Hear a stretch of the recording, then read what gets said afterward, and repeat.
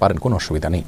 তাহলে যদি এমন হয় যে প্রাপকের প্রেশার আছে, চাওয়া আছে, দাবি আছে, বা তার থেকে আমার সময় নেওয়া নেই, বা সেই দাইনটা ফিকহের পরিভাষায় দাইনে মুআজ্জালের সংজ্ঞায় পড়ে, তাহলে সেক্ষেত্রে সেরকম ঋণ রেখে ঋণ পরিশোধ না করে কোরবানি করা জায়েজ নাই। আমাদের সমাজে অনেক ব্যক্তি আছেন যারা অধীনস্থ কর্মকর্তা, কর্মচারী এবং কি কাজের লোক, এবং অনেক মানুষ আছেন যাদের পাওনাকে আটকে রেখে তারা বড় বড় গরু কোরবানি করেন। ইসলাম শরিয়ার দৃষ্টিকোণ থেকে এটি জঘন্য অপরাধ। এটি তো সওয়াবের কোনো মাধ্যম হবেই না, কারণ হবেই না, বরং অন্যের হক না দিয়ে কোরবানি করলে তাতে আল্লাহ সুবহানাহু ওয়া তাআলা মোটেও সন্তুষ্ট হবেন না।